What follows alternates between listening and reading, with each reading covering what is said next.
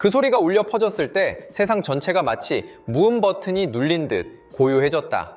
그것은 귀를 찢는 듯한 경보음이 아니었다. 내가 직접 설계한 시스템 차원의 신뢰도, 붕괴를 의미하는 낮고 지속적인 윙윙거리는 소리였다. 어떤 소란 속에서도 사람의 마음속 깊이 파고들도록 설계된 소리였다. 하지만 지금 캘리포니아 본사의 거대한 신전 같은 모니터링 센터 안에서는 자신의 심장 소리가 들릴 정도로 공기가 정적에 잠겨 있었다. 수백 개의 모니터 벽에 우리 노력의 결실인 타이탄 시스템의 녹색 성능 곡선은 심전도 상에서 갑자기 멈춘 생명선처럼 밀리초 단위로 벼랑 끝에서 추락하며 죽음을 알리는 차가운 수평의 붉은 선이 되어버렸다. 나는 천웨이, 타이탄 프로젝트의 수석 아키텍트이다. 지난 12년간 내 이름, 내 신분, 나의 모든 자부심과 꿈은 이 이름과 단단히 묶여 있었다. 우리는 단순히 소프트웨어를 개발하는 것이 아니었다. 우리는 신을 만들고 있었다. 6조 150억 달러 이상. 의 투자, 전 세계 수천 명의 최고 엔지니어들의 지혜, 그리고 5대륙만여 개의 공장에서 쏟아지는 페타바이트급 데이터가 먹여 살린 산업의 신이었다. 우리의 신념은 가장 범용적인 모델과 가장 강력한 컴퓨팅 능력으로 모든 것을 알고 모든 것을 할 수 있는 산업 두뇌, 즉 인류의 모든 제조업의 활동을 내려다보고 이해하며 최적화할 수 있는 궁극적인 솔루션을 만들 수 있다는 것이었다. 그래서 그 붉은 선이 나타났을 때 그것은 단순한 기술적 오류를 선언한 것이 아니었다. 그것은 하나의 신념 붕괴를 선언한 것이었다. 처음 몇 분 동안 아무도 말이 없었다. 나를 포함한 모든 사람은 그 자리에 못 박힌 듯 서 있었다. 우리의 뇌는 눈앞의 정보를 처리하기를 거부했다. 이럴 리가 없다. 우리는 수백만 번의 시뮬레이션과 가장 극심한 스트레스 테스트에서도 이런 상황을 본 적이 없었다. 타이탄의 설계 이념은 중복성, 우아함, 그리고 불패였다. 성능이 저하될 수는 있어도, 고립된 오류는 있을 수 있어도 이런 식으로 죽는 일은 없었다. 우리를 쓰러뜨린 것은 우리가 예상했던 그 어떤 경쟁자도 아니었다. 구글도 마이크로소프트도 국가적 자원을 가진 어떤 연구소도 아니었다. 암호화된 채널을 통해 차가운 한기처럼 전해진 소식은 수원에 위치한 축축한 지하실에 둥지를 튼 이름 없는 한국의 스타트업이었다. 이 사실은 시스템 붕괴 자체보다 더 파괴적이었다. 만약 우리가 더 크고 더 발전된 시스템에 의해 패배했다면 우리는 아마 받아들일 수 있었을 것이다. 하지만 현실은 완전한 굴욕이었다. 이것은 단순한 실패가 아니었다. 이것은 코미디였다. 실리콘밸리의 심장, 전 세계 AI의 성전이 지하실 출신의 무명인들에게 우리가 이미 버리고 심지어 경멸했던 방식으로 완전히 격파당한 것이다. 그날 밤 숨 막힐 듯 엄숙한 긴급회의에서 늘 침착하고 선견지명이 있다고 평가받던 업계의 전설 우리씨 이오는 거의 혼잣말 같은 어조로 모두를 오싹하게 만드는 질문을 던졌다. 그는 우리가 어디에서 잘못했는가? 라고 묻지 않았다. 대신 이렇게 물었다. 어쩌면 우리는 처음부터 완전히 잘못된 길을 걷고 있었던 것은 아닐까? 이 말은 열쇠처럼 내 마음속 깊은 곳에 있는 감히 건드리지 못했던 의심이라는 문을 열었다. 자, 우리가 구축한 타이탄은 거의 완벽한 이론적 창조물이었다. 그것은 가장 순수한 수학적 논리와 통계학적 원리로 지어진 웅장한 대성당이었다. 그것의 핵심 신조는 실리콘밸리 전체가 수십 년간 금과 옥조처럼 여겨왔던 진리였다. 추상화 수준이 높을수록 범용성이 강할수록 시스템은 더욱 강력해진다. 우리는 탐욕스러운 거인처럼 데이터를 삼켜 전 세계의 자동차, 제조 공장, 정유 공장, 제약 공장, 섬유 공장, 이 모든 것을 표준화된 차가운 숫자 흐름으로 변환했다. 타이탄의 눈에는 독일의 정밀 공작 기계와 인도의 방직기가 본질적인 차이가 없었다. 그것들은 온도, 압력, 회전 속도, 전류 등 수천 가지 차원으로 구성된 데이터 포인트였고 다차원 공간에서 끊임없이 움직이고 있었다. 우리는 이런 신의 시점을 몹시 자랑스러워했다. 우리는 인간의 모든 편견, 직관, 감정이라는 노이즈를 제거해야만 가장 순수하고 진리에 가까운 통찰을 얻을 수 있다고 생각했다. 나를 포함한 우리의 엔지니어들은 거의 종교적인 경건함으로 데이터를 정화하고 모델이 이해할 수 없는 이상해 보이는 잡음들을 하나하나 제거했다. 우리는 데이터의 사제였고 모델의 성스러움을 유지했다. 그러나 바로 이러한 순수함과 범용성에 대한 극단적인 추구가 결국 우리 심장에 칼을 꽂는 비수가 되었다. 시스템이 모든 것을 이해하려 할 때 그것은 필연적으로 어떤 한 가지도 깊이 이해하는 능력을 잃게 된다.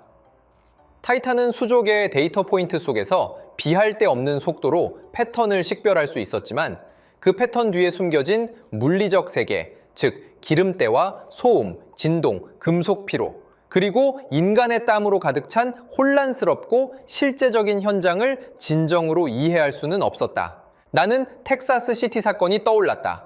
몇 달 전 우리는 텍사스 시티의 한 대형 화학 공장에 타이탄을 배치했다. 어느 날 시스템은 3호 반응기의 압력 센서에서 주기적으로 0.01% 미만의 미세한 변동을 감지했다. 이것은 극히 미미한 신호였다. 전 세계 데이터베이스의 수십억 개에 달하는 유사 샘플과 비교한 후 타이탄의 결론은 다음과 같았다. 이것은 센서 자체의 노화로 인한 정상적인 현상이며 신호 감소의 패턴 일치도가 99.87%에 달하므로 3개월 후 정기 점검 시 교체할 것을 권장합니다. 이것은 완벽하고 빅데이터 기반이며 반박의 여지가 없는 결론이었다. 그러나 닷새 후 그 반응기에서 미량의 누출이 발생했다. 다행히 적시에 통제되어 인명피해는 없었지만 전체 생산 라인이 2주간 가동 중단되었고 수천만 달러의 경제적 손실이 발생했다. 사고 후 그 공장에서 거의 40년간 일했던 한 베테랑 기술자가 조사 청문회에서 했던 말이 아직도 내 귓가를 맴돈다. 그는 말했다. 사고 발생 일주일 전부터 3호 반응기 옆을 지날 때마다 아주 미세한 휘파람 소리 같은 것을 들었습니다. 그 소리가 아주 미세하고 뭔가 이상했습니다. 제 수습공에게 말했죠. 이 녀석 숨을 제대로 못 쉬는 것 같다고. 숨을 제대로 못 쉬다니. 이 단어는 타이탄의 데이터 모델에게는 아무 의미가 없었다. 그것은 정량화될 수 없었고 입력될 수도 없었다. 그것은 시적이고 주관적이며 철저한 노이즈였다. 그러나 그것이 담고 있는 정보는 우리가 수집한 수백 개의 센서에서 나온 테라바이트급 데이터보다 훨씬 더 진실에 가까웠다. 우리는 그 순수한 데이터 대성당을 짓기 위해 현실 세계로 향하는 모든 다리를 우리 손으로 허물어 버렸다.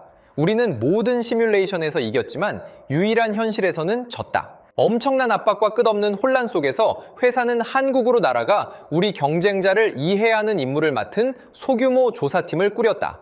타이탄의 창시자이자 실패의 첫 번째 책임자인 나는 거의 유배를 가는 심정으로 이 팀에 합류했다. 나는 답을 찾아야 했다. 비록 그 답이 나를 완전히 무너뜨릴지라도 말이다. 서울로 향하는 10여 시간 동안 나는 거의 눈을 붙이지 못했다. 내 머릿속에서는 수많은 가능성을 미리 시뮬레이션했다. 어쩌면 그들은 혁명적인 새로운 알고리즘, 물리 세계를 더 깊이 이해할 수 있는 수학적 모델을 발견했을지도 모른다. 어쩌면 그들은 아직 공개되지 않은 양자 컴퓨팅 칩과 같은 비밀스러운 비대칭 하드웨어 지원을 받았을지도 모른다. 나는 강남에 위치한 미래적인 유리 커튼홀 건물에서 전 세계에서 가장 똑똑한 두뇌들이 밤샘 작업을 하는 모습을 상상했다. 그러나 우리 차가 번화한 서울을 벗어나 약간 낡은 수원시의 거리로 들어서자 나의 환상은 조금씩 허물어지기 시작했다. 차는 결국 눈에 띄지 않는 외벽이 얼룩덜룩한 주거용 건물 앞에 멈춰 섰다. 우리를 안내한 안경 쓴 젊은이는 우리를 좁고 어두운 계단 아래로 이끌었다. 공기 중에는 용접납과 인스턴트 라면 냄새가 섞인 지하실 특유의 기묘하고 축축한 냄새가 가득했다. 그는 방음제가 붙어있는 낡은 철문을 열었다. 문 뒤의 세상은 나를 완전히 얼어붙게 만들었다. 내가 상상했던 그 어떤 것도 이곳에는 없었다. 깔끔한 서버렉도, 거대한 모니터 벽도, 흰 가운을 입은 연구원도 없었다. 이곳은 붐비고 혼란스러운 지하 작업장이었다. 수십 명의 젊은 엔지니어들이 나무 판자로 만든 책상 앞에 빼곡히 앉아 있었고 책상 위, 바닥, 벽 모퉁이에는 분해된 산업용 컨트롤러, 다양한 모델의 센서, 회로기판, 공구상자, 그리고 수많은 배달 음식 용기들이 쌓여 있었다. 벽에 걸려있는 것은 복잡한 시스템 아키텍처 다이어그램이 아니라 실제 공장에서 가져온 장비 구조 도면들이었고 그 위에는 여러 가지 색깔의 마커펜으로 빼곡하게 화살표, 동그라미, 그리고 주석들이 그려져 있었다.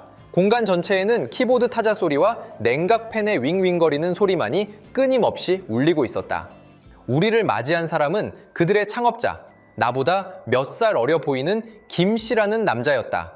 그는 평범한 후드티를 입고 있었고 머리는 약간 흐트러져 있었지만 눈빛은 유난히 밝고 차분했다. 그는 우리에게 어떤 장비도 보여주지 않고 대신 구석에 있는 화이트보드 앞으로 우리를 이끌었다. 화이트보드에는 안전모를 쓴 작은 사람 그림으로 시작하는 간단한 흐름도가 그려져 있었다. 우리 일은 모델에서 시작하지 않습니다. 김 대표가 입을 열었다. 그의 영어는 억양이 있었지만 또렷하고 확신에 찬 어조였다. 우리는 사람에서 시작합니다. 그는 그들이 모든 것에 적용되는 범용 시스템을 만들려고 하지 않는다고 말했다. 그들의 철학은 각각의 공장, 심지어 각각의 핵심 장비에 대해 독특하고 살아있는 시스템을 구축하는 것이었다. 새로운 프로젝트를 맡으면 가장 먼저 공장에 들어가는 것은 데이터 과학자가 아니라 기계 엔지니어, 소프트웨어 엔지니어, 그리고 한 명의 인류학자로 구성된 몰입형 팀이었다. 그들은 거기서 최소 한 달을 지냅니다. 작업복을 입고 작업자들과 3교대로 일하고 같은 식당에서 밥을 먹고 같은 흡연 구역에서 그들의 불평을 듣습니다. 김 대표는 화이트보드에 작은 사람을 가리키며 말했다. 우리는 설문지를 주지 않고 공식적인 인터뷰도 거의 하지 않습니다. 우리는 그저 관찰하고 듣고 배웁니다. 우리가 알고 싶은 것은 데이터가 무엇을 말해주는지가 아니라 그 기계를 30년간 조작해온 베테랑 기술자의 몸이 무엇을 알고 있는가 하는 것입니다. 그 순간 내 마음속에는 격렬한 갈등이 일어났다. 한편으로는 이 모든 것이 너무나 비과학적이고 원시적이라고 느껴졌다. 이건 그냥 수제 작업장 아닌가? 어떻게 이것을 확장할 수 있을까? 이것은 상업적으로 전혀 실현 가능성이 없었다. 나는 내가 경영대학원에서 배운 모든 이론을 동원하여 그에게 따지려 할 뻔했다. 하지만 다른 한편으로는 강렬하고 형언할 수 없는 직감이 전류처럼 나를 강타했다. 텍사스 시티 사건에서 그 베테랑 기술자가 했던 말, 숨을 제대로 못 쉬다니가 다시 한번 내 귓가에 울렸다. 김 대표는 나의 고민을 꿰뚫어 본 듯했다. 그는 변명하지 않고 컴퓨터로 돌아가 비디오 하나를 재생했다. 비디오의 배경은 시끄러운 자동차 프레스 공장이었다. 카메라는 그들 회사 소속의 젊은 엔지니어를 비추고 있었다. 그는 전문 소음 제거 헤드폰을 착용하고 여러 센서가 연결된 태블릿 PC를 손에 든 채 거대한 프레스 기계가 작동하는 소리에 온 신경을 집중하고 있었다. 그의 옆에는 흰 머리에 기름때 묻은 손을 가진 노련한 작업자가 서 있었다. 작업자는 수시로 기계의 특정 부위를 가리키며 엔지니어의 귀에 대고 무언가를 크게 말했다. 태블릿 PC 화면에는 복잡한 음성 스펙트럼, 진동 스펙트럼, 열화상 이미지가 실시간으로 표시되고 있었다. 유리는 단순히 데이터를 수집하는 것이 아닙니다. 김 대표의 목소리가 옆에서 들려왔다. 우리는 경험을 번역하고 있습니다. 이 베테랑 기술자는 우리 엔지니어에게 들어봐. 바로 이 끝소리야. 프레스 작업이 끝날 때마다 금속이 찢어지는 듯한 이 끝소리가 나면 금형 고정 볼트가 헐거워진 거야. 계기에는 나타나지 않지만 하루 이틀 지나면 프레스된 부품에 마이크로미터 단위의 오차가 생길 거야 라고 말했습니다. 그래서 우리 엔지니어는 그 소리가 나타나는 시점에 스펙트럼 그래프에 경험 라벨, 볼트, 헐거움이라고 태그를 붙입니다. 내 심장이 쿵 하고 내려앉았다. 나는 드디어 깨달았다. 나는 인간의 직관과 기계의 분석 능력을 결합하는 한 번도 상상해 본 적 없는 방식을 보았다. 그들이 하는 일은 AI로 인간의 감각을 대체하는 것이 아니라 AI를 사용하여 개인적인 경험 속에만 존재하고 정량화할 수 없으며 말로 표현할 수 없는 암묵적 지식을 학습하고 증폭시키고 고정시키는 것이었다. 여기서 AI는 더 이상 높이 군림하며 모든 것을 대체하려 하는 신이 아니었다. 그것은 겸손하고 끈기 있는 견습생이 되었다.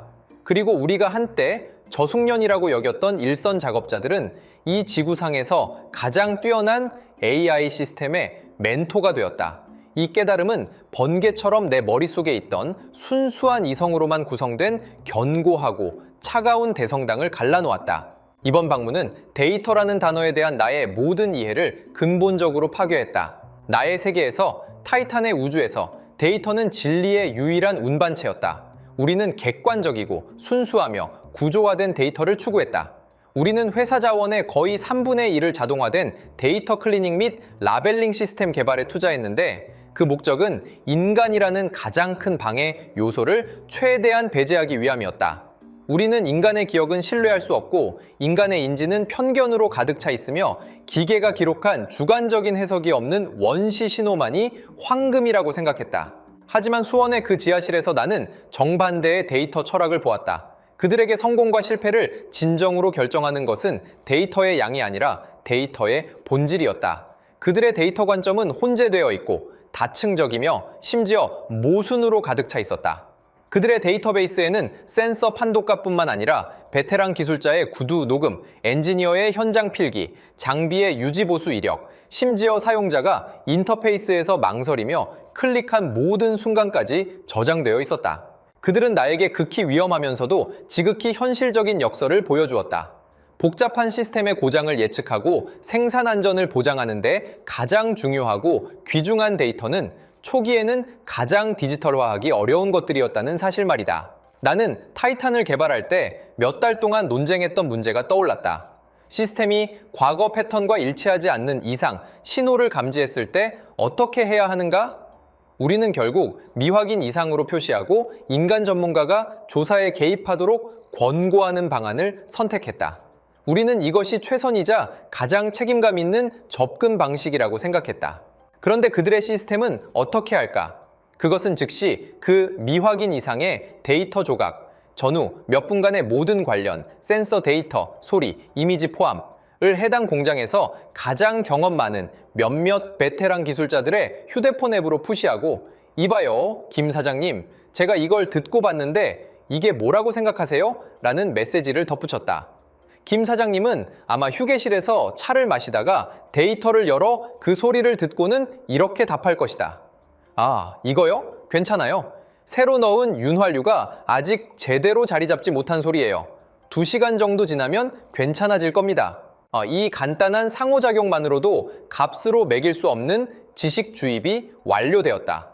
AI는 현재의 혼란을 해결했을 뿐만 아니라 더 중요한 것은 이 새로운 패턴을 학습했다는 점이다. 다음번에 같은 상황이 발생하면 AI는 자신 있게 모든 사람에게 이렇게 말할 수 있을 것이다. 새 윤활유 길들이기 소음 감지, 2시간 후 정상으로 돌아올 예정이니 걱정 마십시오. 우리가 자랑스러워했던 데이터 클리닝은 사실 지식의 표백이었다. 우리는 모델의 순수함을 추구하기 위해 우리 손으로 학습 능력을 거세했고 현실 세계와의 가장 소중한 연결을 끊었다. 우리는 박식하고 기억력이 뛰어난 모범생을 만들었지만 사람과 소통하는 방법을 가르친 적이 없었다. 그것은 마치 모든 음악 이론 서적을 달달 외우고 모든 악보를 암기한 학생이 단 한 번도 라이브 연주를 들어본 적이 없어 진정한 음악이 무엇인지 전혀 모르는 것과 같은 느낌이었다. 수원에서 돌아온 후 나는 길고 고통스러운 내면의 싸움에 빠졌다. 나는 사무실에 틀어박혀 우리의 실패와 그들의 성공을 몇 번이고 되짚어 보았다. 깊이 생각할수록 뼛속까지 시린 한기를 느꼈다. 이 대결은 표면적으로는 두 가지 AI 기술의 대결이었지만 더 깊은 본질은 두 가지 지식 철학, 심지어 두 가지 사회 조직 모델의 충돌이었다. 우리가 대표했던 것은 전형적인 실리콘밸리 엘리트주의 모델이었다. 이론과 실천의 철저한 분리. 명문대 출신으로 천재라 불리던 우리는 사계절 내내 봄 같은 캘리포니아에 앉아 가장 추상적인 수학 모델로 우리가 상상하는 이상적인 산업 세계를 구축했다. 우리는 우리의 지력으로 보편적이고 완벽한 해결책을 설계할 수 있으며 그것을 신처럼 멀리 떨어진 시끄러운 공장에서 고군분투하는 평범한 사람들에게 선사할 수 있다고 믿었다. 우리는 현장과 수많은 데이터 보고서, 화상회의, 그리고 두꺼운 방음 유리로 단절되어 있었다. 우리는 스스로를 지식의 창조자라고 자부했고 작업자들은 우리의 모델 속에서 수동적인 데이터 제공자, 심지어는 끊임없이 최적화되어 결국 대체되어야 할 비용 항목에 불과했다. 반면 수원의 모델은 지식과 현장, 이론과 실천을 DNA 이중나선처럼 단단히 묶어놓은 방식이었다. 그들은 근본적으로 이른바 중앙두뇌의 존재를 믿지 않았다. 그들은 진정한 지혜가 클라우드 서버 클러스터에 있는 것이 아니라 공장의 모든 구석에 공기처럼 퍼져 있고 모든 작업자의 두뇌, 근육 기억, 직관적 반응 속에 스며들어 있다고 믿었다. 그들의 엔지니어는 고압적인 설계자가 아니라 겸손한 봉사자이자 통역자, 그리고 역량 강화자였다. 그들은 고립된 천재를 믿지 않았고 오직 작업자, 엔지니어, 기계가 함께 구성하는 끊임없이 진화하는 공생 생태계만을 믿었다. 이 깨달음은 내게 생리적인 불편함을 안겨주었다. 내가 어릴 적부터 받아온 모든 교육, 내 커리어 전체를 통해 쌓아온 모든 자신감은 한 가지 핵심 가정에 기반하고 있었다. 내가 더 똑똑한 사람이고 규칙을 통찰하고 문제를 해결하는 전문가라는 가정이었다. 그러나 이제 나는 억지로 인정해야 했다. 그 숨을 제대로 못 쉬는 반응기 앞에서 고졸 학력에 이메일조차 쓸 줄 모르는 그 베테랑 기술자가 스탠퍼드 박사 학위를 소유하고 전 세계 최고 수준의 컴퓨팅 자원을 손에 쥔 나 같은 AI 아키텍트보다 진실에 더 가까웠다는 사실을 말이다. 이것은 인지적 차원, 강등 공격과도 같았다. 내가 의지해온 우월감을 송두리째 앗아갔고 발가벗겨진 채로 나의 가치를 다시금 신문하게 만들었다. 그 무렵 나는 종종 새벽 3시에 식은땀을 흘리며 깨어났다. 머릿속에서는 그 지하의 풍경, 젊고 평온한 눈빛의 김 대표, 그리고 작은 사람 그림이 그려진 화이트보드가 몇 번이고 되감아졌다. 우리는 스스로 미래를 이끌고 있다고 믿었지만 어쩌면 우리는 그저 잘 닦인 벼랑 끝으로 향하는 고속도로를 전속력으로 질주하고 있었을 뿐인지도 모른다. 이 인지적 폭풍은 결국 나를 더욱 전복적인 결론으로 이끌었다. 인간과 AI의 관계에 대한 우리의 근본적인 가정이 처음부터 틀렸다는 결론 말이다. 실리콘밸리에서 그리고 미래에 대한 전 세계의 모든 거대 담론 속에서 하나의 핵심적이고 잠재적인 불안이 늘 그림자처럼 따라다녔다. 바로 AI가 어떻게 인간을 대체할 것인가 하는 문제였다.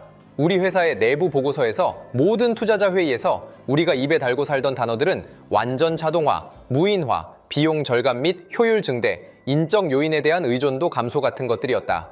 우리는 잠재의식 속에서 인간 작업자를 시스템에 불안정하고 비효율적이며 오류로 가득 찬 엄격히 관리되고 점차 제거되어야 할 버그로 여겼다. 우리의 궁극적인 꿈은 어떤 인간의 개입도 필요 없는 완벽한 암흑 공장을 짓는 것이었다. 그러나 수원의 모델은 거울처럼 그 꿈의 차가움과 허황됨을 비춰주었다. 그들의 시스템 안에서 AI는 인간을 대체하지 않았다. 오히려 정반대였다. 사람이 끊임없이 AI에게 이 복잡하고 변화무쌍하며 예측 불가능한 물리 세계를 이해하는 법을 가르치고 있었다. 경험 많은 작업자들은 AI의 등장에 두려움이나 위협을 느끼는 대신 AI의 수석 트레이너라는 완전히 새롭고 존엄한 정체성을 부여받았다. 훗날 나는 그들의 내부 시연 시스템을 본 적이 있다. 인터페이스는 극히 단순했다. 50대의 한 나이든 작업자가 평범한 헤드폰을 끼고 시스템이 재생하는 실제 장비에서 수집된 기계 소음을 듣고 있었다. 화면에는 A. 정상 마모, B. 윤활 부족, C. 베어링 균열 발생, D. 기타라는 몇 가지 선택지가 있었다. 그는 망설임 없이 C를 클릭했다. 그리고 옆에 텍스트 상자에 손톱 밑에 기름때가 낀 투박한 손가락으로 힘겹게 몇 자를 타이핑했다. 이 소리에는 아주 희미하고 주기적인 딸깍 소리가 섞여 있어.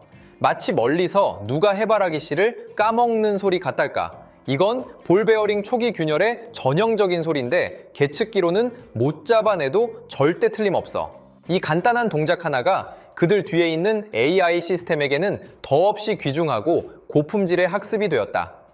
수십 년간 축적된 말로는 전하기 어려운 인간의 감각적 경험이 이 소박한 인터페이스를 통해 기계가 이해하고 추론할 수 있는 구조화된 지식으로 끊임없이 변환되고 있었다.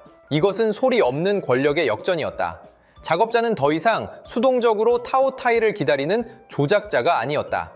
그들은 이 새로운 지능 시스템에서 가장 능동적이고 핵심적인 지식의 원천이 되었다. AI 시스템의 영리함은 더 이상 알고리즘의 정교함에만 달려있는 것이 아니었다. 그것이 보유한 스승의 경험 수준과 그 스승들로부터 배우는 효율성에 달려있었다. 그들의 일자리는 빼앗기기는커녕 이전과는 비교할 수 없을 정도로 중요해졌다. 그들은 단순한 육체 노동자에서 인간-기계 융합의 지식 노동자로 변모했다. 이 발견이 나게 준 충격은 기술적 실패보다 훨씬 더 깊었다. 나는 비로소 AI와 인간이 조화롭게 공존하며 서로를 성장시키는 희망으로 가득 찬 미래의 모습을 처음으로 목격했다. 우리가 여전히 실패를 곱씹으며 이 새로운 패러다임을 이해하려 애쓰고 있을 때 더욱 극적인 소식이 들려왔다. 세계적으로 유명한 한 거대 기술 기업이자 우리의 가장 큰 경쟁자 중 하나가 수원의 그 작은 회사에 수십억 달러에 달하는 것으로 알려진 현금 인수 제안을 했다는 것이다. 실리콘밸리의 가치관으로 볼 때 이것은 동화 같은 결말이었다. 지하실에서 시작한 스타트업이 파괴적인 혁신으로 업계 거인을 물리치고 결국 다른 거인에게 천문학적인 금액에 인수되어 창업팀은 경제적 자유를 얻고 인생의 정점에 오르는 것. 모두가 이 거래는 이미 성사된 것이나 다름없다고 여겼다. 그러나 며칠 후 그들은 거절했다. 그리고 업계 전체가 도저히 이해할 수 없는 일을 벌였다. 온라인 기자회견을 열어 그 효율적인 데이터 라벨링 도구, 인간-기계 상호작용 학습 인터페이스, 그리고 근간이 되는 경험, 추론 모델을 포함한 핵심 기술 프레임워크 전부를 오픈소스로 공개하겠다고 선언한 것이다. 전 세계의 개발자와 공장이 무료로 사용할 수 있도록. 처음 이 결정은 미친 짓이고 비논리적이며 심지어 스스로 성벽을 허무는 자멸적인 행위로 보였다. 당시 내 첫 반응은 이랬다. 이 사람들은 순진한 이상주의자들이군. 비즈니스를 전혀 몰라. 그러나 나는 김 대표가 그 발표회에서 했던 짧은 연설을 반복해서 보고 나서야 그 비상식적으로 보이는 결정 뒤에 얼마나 깊고 냉철하며 심지어 무섭기까지 한 전략적 고려가 숨어 있는지를 이해하게 되었다. 그는 연설에서 이렇게 말했다. 우리는 원자력 발전소의 안전을 보장하거나 제약 공장의 수율을 높이는 것과 같은 현실 세계의 진정으로 복잡한 문제들을 해결하는데 한 회사나 하나의 폐쇄된 알고리즘만으로는 턱없이 부족하다고 믿습니다. 유일한 해법은 개방적이고 협력적이며 스스로 진화할 수 있는 지식 생태계를 구축하는 것입니다. 오늘 우리가 이 도구를 모두에게 공개하는 것은 관대함 때문이 아닙니다. 모든 공장, 모든 엔지니어, 모든 숙련된 작업자들이 이 생태계의 기여자인 동시에 수혜자가 될 때만이 우리가 이 도전들을 진정으로 해결할 수 있다는 신념 때문입니다. 그 순간 나의 모든 망설임과 혼란, 갈등이 안개처럼 걷혔다. 나는 탁 하고 무릎을 쳤다. 이것은 이상주의가 아니었다. 이것은 최고 수준의 현실주의였다. 오픈소스를 통해 그들은 제품 판매자가 되기를 포기하고 표준 재정자가 되기를 선택한 것이다. 전 세계의 공장들이 그들의 오픈소스 프레임워크를 사용해 자신들만의 외부에 공유되지 않는 독자적인 AA 모델을 훈련시키기 시작하면 그들은 이 분야의 게임의 룰을 정의하게 되는 셈이다. 마치 스마트폰 산업에서의 안드로이드 시스템처럼 그들은 기초적인 운영체제와 앱스토어를 제공하고 모두가 그 플랫폼 위에서 자신만의 앱을 개발하게 만드는 것이다. 이것은 역사에 기록될 만한 절묘한 한 수였다. 우리가 막대한 자금을 쏟아부으며 점점 더 높고 화려하지만 세상과 고립된 담장으로 둘러싸인 정원을 짓고 있을 때 그들은 사방으로 통하는 누구나 무료로 통행할 수 있는 공공고속도로를 건설하고 있었다. 처음에는 도로 위를 달리는 차가 드물지 몰라도 일단 고속도로가 건설되면 그 네트워크 효과는 막을 수 없다. 결국 우리의 아름답고 값비싼 정원은 세상과 단절되어 찾는 이가 없어 서서히 황폐해질 뿐이다. 그들은 시장을 독점하려 하지 않았다. 그들은 시장 그 자체를 정의하기를 선택했다. 그 격과 해안 앞에서 나는 처음으로 마음속 깊은 곳에서 경애와 두려움이 뒤섞인 감정을 느꼈다. 전술적 차원에서의 우리의 모든 몸부림과 노력이 그들의 전략적 차원 앞에서는 너무나 왜소하고 헛되게 보였다. 그 후 몇 년간 현실은 냉혹하고도 명확한 방식으로 그들의 선택이 옳았음을 증명했다. 성공 사례들이 세계 각지에서 끊임없이 들려왔고 잔잔한 호수에 던져지는 돌멩이처럼 파문을 일으켰다. 일본의 한 제철소는 그들의 오픈소스 프레임워크를 이용해 은퇴를 앞둔 몇몇 베테랑 기술자들의 고로내벽, 부식 소리에 대한 판단 경험을 통합하여 수억 달러의 손실을 초래할 수 있었던 재앙적인 사고를 성공적으로 예측하고 막아냈다. 브라질의 한 광산 회사는 다양한 부하 상태에서 광산 트럭 엔진의 소리와 진동을 분석하여 대형 장비의 비계획 가동 중단 시간을 무려 40%나 줄였는데 이 시스템의 개발자는 고작 그 회사 소속의 파이썬을 조금 다룰 줄 아는 젊은 기계 엔지니어 몇 명에 불과했다. 나를 가장 큰 충격에 빠뜨린 것은 역시 그 텍사스 시티 사건의 후속 이야기였다. 그 화학 공장은 우리의 타이탄 시스템을 포기한 후 수원에 오픈소스 프레임워크를 도입했다. 그들은 누구도 해고하지 않았다. 오히려 숨막힘을 감지했던 그 베테랑 기술자를 필두로 AI 훈련팀을 결성했다. 그들은 몇 달에 걸쳐 베테랑들이 수십 년간 쌓아온 작업 매뉴얼에는 결코 기록될 수 없는 온갖 비결들, 반응액의 색깔과 기포의 밀도를 보고 반응 진행 상황을 판단하는 법, 파이프라인에서 전해오는 미세한 진동에 따라 밸브를 수동으로 미세 조정하는 법 등을 그 간단한 인터페이스를 통해 하나하나 AI에게 가르쳤다. 마침내 그들은 다른 어떤 공장에서는 쓸모없을지 몰라도 그 공장에서만큼은 비할 데 없이 강력한 시스템을 얻었다. 그것은 더 이상 차가운 감시자가 아니었다. 그것은 차라리 몇 세대에 걸친 지혜가 융합된 지치지 않는 초인적인 기억력의 베테랑 기술자의 디지털 화신과 같았다. 시스템은 단순히 이상을 보고하는 데 그치지 않고 베테랑들에게 익숙한 언어로 제안했다. 사모 반응조 거품이 좀 끈적이네요. 원료 습도가 높은 것 같으니 투입 속도를 2% 낮춰보는 게 어떻겠습니까? 이 모든 결과는 단순하지만 거의 잔혹하기까지 한 결론을 가리켰다. 현장을 깊이 이해하는 시스템은 모델만 이해하는 시스템을 언제나 이긴다는 것. 이것은 더 이상 논쟁이 필요한 가설이 아니었다. 전 세계 수많은 공장에서 반복적으로 검증된 묵직한 객관적 사실이었다.